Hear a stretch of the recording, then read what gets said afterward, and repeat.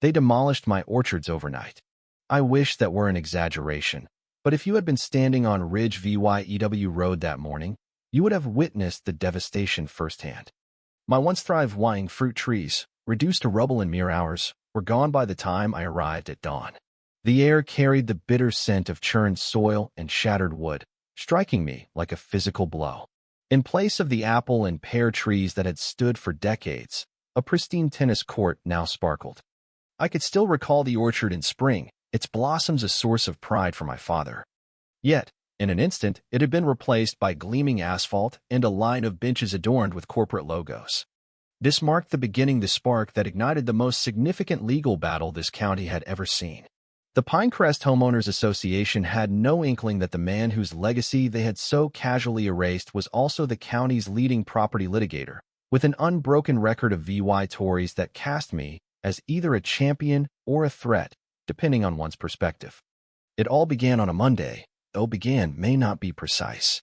The roots of this conflict had been planted months earlier when the Pinecrest HOA floated plans for a community enhancement project. At the time, I was consumed with a major case in the city. My mother had recently passed, leaving me as the last caretaker of the orchard my parents had cultivated since the 1970s. The property bordered Pinecrest, separated only by a meandering stream. I had always assumed it lay beyond the HOA's reach until that morning's dawn exposed pavement stretching across what was undeniably my farmland.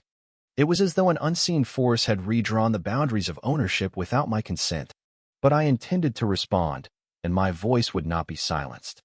I confronted the first person I encountered, a flustered construction foreman grappling with a clipboard.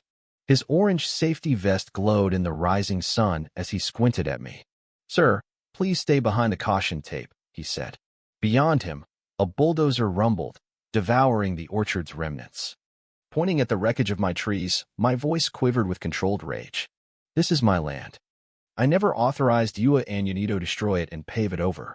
The foreman frowned, flipping through documents stamped with the Pinecrest HOA's letterhead. "I've got permits here," he insisted. "All filed properly. It says this lot belongs to Pinecrest. They're expanding the community tennis facilities." My pulse surged as I read the line. Parcel 17C belongs to Pinecrest Homeowners Association. Parcel 17C was my orchard's zoning designation. The paperwork appeared alarmingly legitimate. I maintained my composure long enough to identify the orchestrator of this debacle. The name Margaret Lawson appeared repeatedly on the documents. Ms. Lawson, the HOA president, was known for her charm and unrelenting ambition. I had faced numerous property disputes, but this reeked of deceit, forged signatures, or manipulated zoning. I had never agreed to relinquish even a fraction of my orchard, yet these papers suggested otherwise. Stunned, I stepped back from the foreman and paced the ruined edge of my land. Jagged stumps protruded from the soil, still wet with sap. The oldest tree of 40-year-old golden delicious my father planted the day I was born lay splintered like debris across the dirt. As the foreman resumed directing his crew, I contacted the county records office. My contact, Emily, sounded drowsy until she registered the urgency in my tone. She promised to review the land deeds immediately. Next, I called my friend Michael, a paralegal specializing in property law. We had attended law school together and stayed connected despite diverging paths. He agreed to sit that evening with any pertinent records he could locate. Before I could make another call, a sleek black SUV rolled up, its tinted windows concealing its occupant. The door opened, and out stepped Margaret Lawson, her heels clicking sharply on the fresh asphalt. She surveyed the orchard's remains with a faint air of triumph before approaching me. "Mr. Bennett, I presume," she said briskly, offering a shallow smile. "We met briefly after your mother's passing. My condolences. I regret any inconvenience, but we've secured full legal rights to expand Pinecrest amenities. Notices were posted months ago." "Notices?" I repeated, incredulity rising. "Where? Your private office?" "I saw nothing on my property." Margaret shrugged delicately. "We followed all county protocols, Mr. Bennett. If you have concerns, raise them at our next HOA meeting."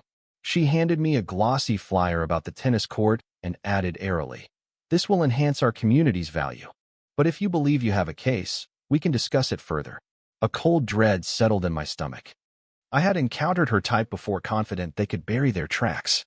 As she walked away, issuing orders to the foreman, my instincts screamed that something was gravely amiss. Zoning discrepancies, questionable deeds, environmental violations.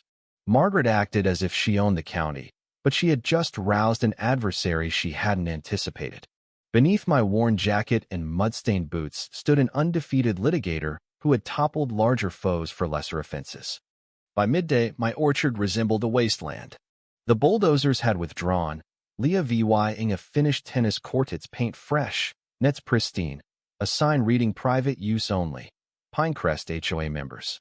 My orchard, and every memory it held, had been entombed beneath that polished surface. I vowed they would rue this.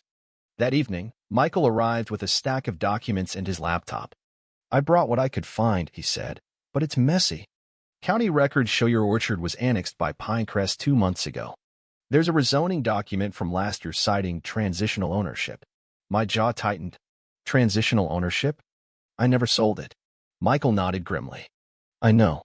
But they have a paper with your father's signature, claiming he sold the eastern section to the HOA just before he died." My heart sank. He passed 7 years ago. How could he sign anything just before? It didn't require an expert to see the fraud. "Show me," I demanded. Michael displayed a scanned sale agreement. The signature was sloppy, and they'd misspelled my father's middle initial. "Dad wouldn't have botched his own name," I said.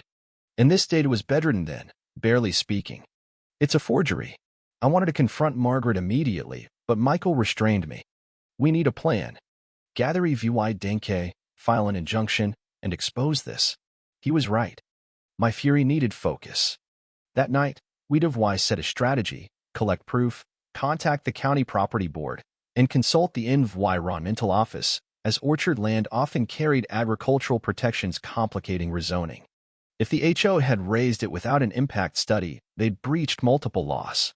Sleep eluded me, haunted by signs of my lost trees. The next morning, I arrived at the courthouse with a pile of documents. Emily greeted me with concern. "You won't like this," she said, handing me a file. "It looks official." The notary stamp is from Paul Grayson, an attorney tied to Pinecrest. Scanning the pages, I replied, "I'll challenge it. I suspect Grayson forged either oversaw the forgery. Once I prove it, that tennis court's history." I marched to Grayson's sleek office, bypassing the receptionist, and burst in. He looked up, feigning warmth. "Well, if it isn't James Bennett. Heard you were back." I slammed the file on his desk. "You're behind this, aren't you? Your stamp's on the fake deed." Grayson leaned back, smirking. "Everything's legal. Your father sold it fair and square." My fists clenched. "He died 7 years ago, incapable of signing in his final days. Think this'll hold up?" His confidence wavered briefly. "A mix-up with dates, perhaps. Take it up with the HOA." I forced calm. "Margaret's the mastermind, and you're her tool. You picked the wrong orchard and the wrong lawyer." I stormed out, adrenaline surging. Next, I cited the zoning board. They revealed Pinecrest had petitioned last year to reclassify my farmland for community use, citing recreational needs. The approval was suspiciously swift, authorized by M. Lawson, president. It was a tangled, scheme-forged sale, rezoning, rubber-stamped consent. I filed an emergency injunction to halt development, rallying experts and investigators. The trial loomed, and evidence mounted. Forged signatures, ignored environmental laws, and hints of bribery. Margaret fought back, demonizing me as an outsider thwarting progress. But public outrage grew, fueled by a journalist's expose. At trial, I presented a damning case: timelines, forensic proof of forgery, and testimony exposing Margaret's corruption. A recording sealed her Fatest admitted to fudging signatures for upscale amenities. The jury ruled in my favor, ordering the tennis court demolished and damages paid. Margaret faced criminal probes and resigned in disgrace. Grayson's career crumbled under scrutiny. I reclaimed my land, planting a memorial grove for my parents and opening the rest as a community space. The orchard's spirit endured in new saplings, a testament to justice prevailing over arrogance. Margaret ignited this fire, but it consumed her empire, not me.